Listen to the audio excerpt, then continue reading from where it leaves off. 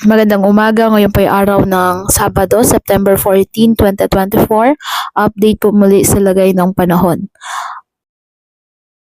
Ayon sa Pag-asa, patuloy pa rin na minomonitor ang bagyong international name na Bibingka at nakakapekto pa rin silang bahagi ng Luzon. Ang southwest monsoon naman na kung saan pinalakas ng bagyo ay nakakapekto sa southern Luzon, Visayas at Mindanao.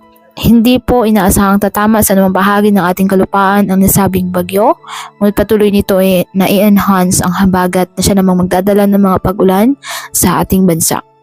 Ngayong araw, dahil sa habagat, asahan ang monsoon rain sa Mimaropa, Western Visayas, Sorsogon, Masbate at Negros Occidental. Asahan din ang occasional rain sa nalalabing bahagi ng Negros Island Region at nalalabing bahagi ng Bicol Region na dulot pa rin ng habagat. Ang Metro Manila, Mindanao, Calabarzon at nalalabing bahagi ng Visayas na may kalat-kalat na pag-ulan at thunderstorms na dulot po ng southwest monsoon. Apektado naman ng trough ng bagyo ang nalalabing bahagi ng Luzon.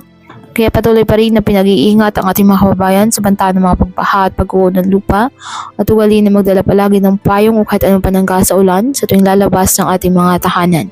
At yan po muna ang update sa lagay ng panahon ngayong araw.